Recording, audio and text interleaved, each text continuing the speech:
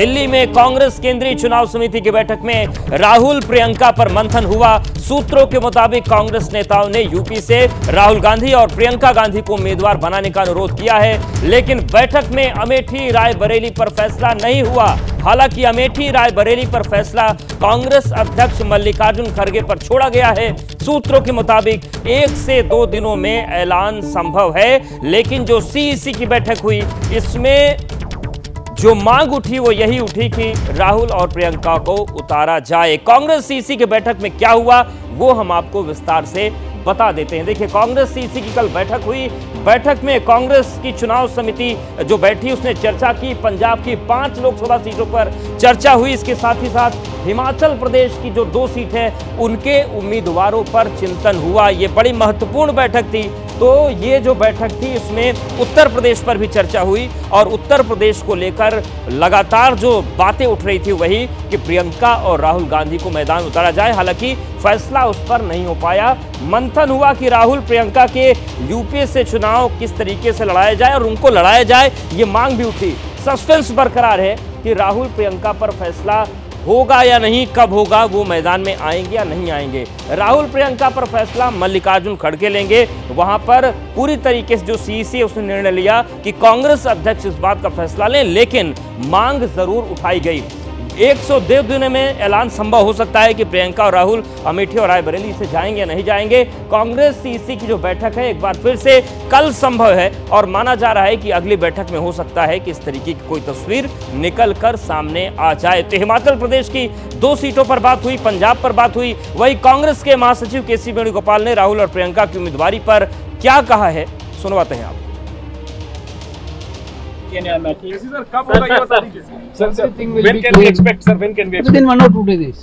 Tomorrow we can. 1 or 2 days, everything will be clear. तो CEC की बैठक हुई और ये माना जा रहा है कि कल एक बार फिर से बैठक हो सकती है। हमारे साथ हमारे सहयोगी जैनेंद्र कुमार जुड़ गए हैं। जैनेंद्र, जिस तरीके से सीईसी की बैठक हुई, पंजाब पर चर्चा हुई, हिमाचल पर चर्चा हुई, लेकिन देश की बात करें, कांग्रेस की बात करें, बीजेपी की बात करें, सभी की निगाहें अमेठी और रायबरेली पर बनी हुई हैं।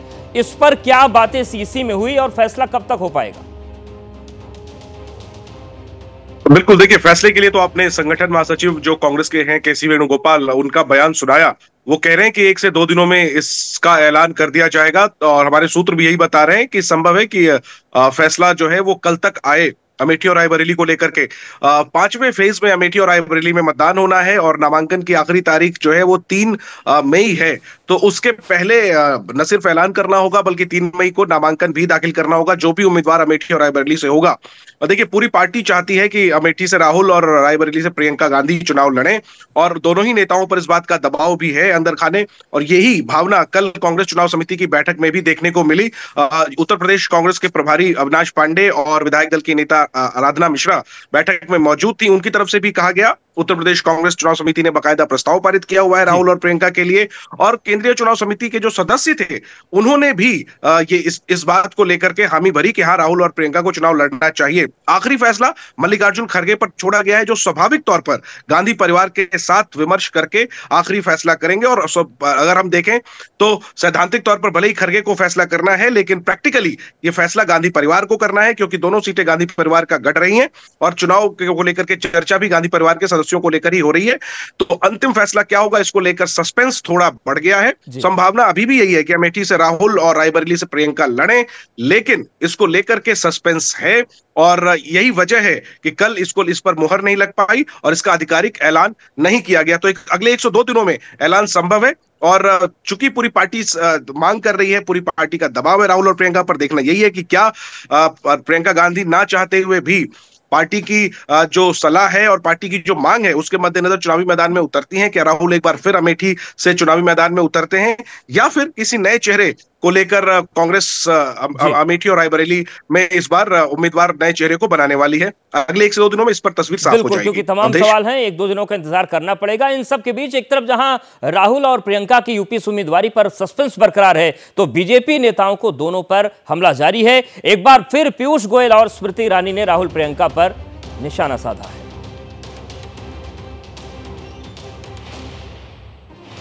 तो लगातार जो सस्पेंस है वो बरकरार है कांग्रेस की तरफ से, लेकिन बीजेपी कोई मौका नहीं छोड़ रही है और खासतौर से अमेठी और रायबरेली पर बयानबाजियों का दौर जारी है। राहुल गांधी जी मेरे क्षेत्र में आए, उत्तर मुंबई में, और लड़े। वो चाहे तो उत्तर मुंबई भी आए, अमेठी भी आए, बनारस में लड़े ना। हिम्मत है तो बनारस में लड़के दिखाए। जिस कॉन्स्टिट्यूएंसी में लड़ना चाहे उनका स्वागत है, खुले दिल से और खुलेआम स्वागत है। और मुझे लगता है उन्होंने 4-5 कॉन्स्टिट्यूएंसी से लड़ना चाहिए। कोई शायद तुक्के में एक आध आ जाए, क्योंकि वायनाड से तो हार रहे हैं।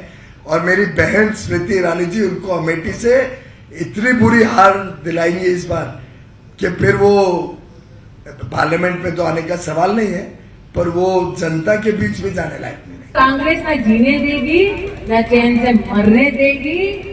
कांग्रेस की लूट जिंदगी के साथ भी, कांग्रेस की लूट जिंदगी के बाद भी।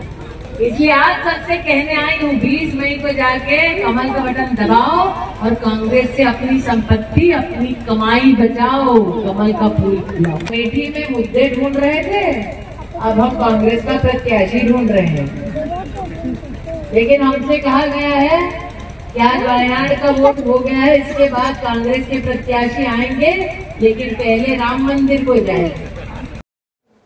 तो देखा आपने, अमेठी और रायबरेली पर सियासी रस्साकसी चल रही है और 1-2 दिनों का इंतजार करना पड़ेगा राहुल और प्रियंका को लेकर। लोकसभा चुनाव के लिए नए नए मुद्दे उछल रहे हैं और पार्टियां एक दूसरे पर हमलावर हो रही हैं। इसी बीच अब राहुल गांधी के एक नए बयान पर विवाद खड़ा हो गया है। बीजेपी नेता अमित मालवीय ने एक्स पर पोस्ट करके राहुल गांधी को घेरा है और सवाल उठाए हैं। राहुल गांधी के राजा महाराजाओं के दिए बयान को अमित मालवीय ने राजपूत समाज से जोड़कर राहुल गांधी से माफी की मांग की है। अमित मालवीय ने राहुल गांधी के इस बयान पर कहा है कि राहुल गांधी को इस आपत्तिजनक टिप्पणी के लिए तुरंत राजपूत समुदाय से माफी मांगनी चाहिए। तो राहुल गांधी का एक वीडियो है, उसे अमित मालवीय ने एक्स पर पोस्ट किया है। राजा महाराजाओं को लेकर जो बयान राहुल गांधी ने दिया, अब उसे लेकर अमित मालवीय लिख रहे हैं कि राहुल गांधी को आपत्तिजनक टिप्पणी के लिए राजपूत समाज से माफी मांगनी चाहिए, तुरंत राजपूत समाज से माफी मांगनी चाहिए।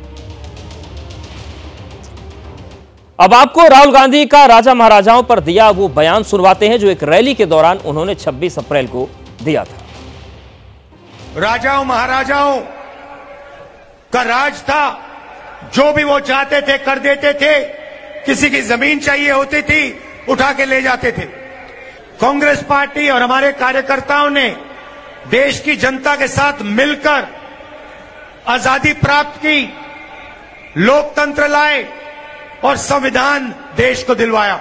जैसे ही घड़ी का काटा दोपहर 2:30 पे आए, बबीता जी का दिल सास बहू साजिश के लिए मचल जाए। और ये है इनकी बहू, पूरे दिन ऑफिस की टेंशन हो जाए गॉन जब ये करें अपना फेवरेट शो फ्री टाइम पे ऑन। इनकी तरह आप भी देखें अपना फेवरेट शो अपने टाइम पर और डाउनलोड कीजिए एबीपी लाइव ऐप अपने स्मार्ट टीवी पर।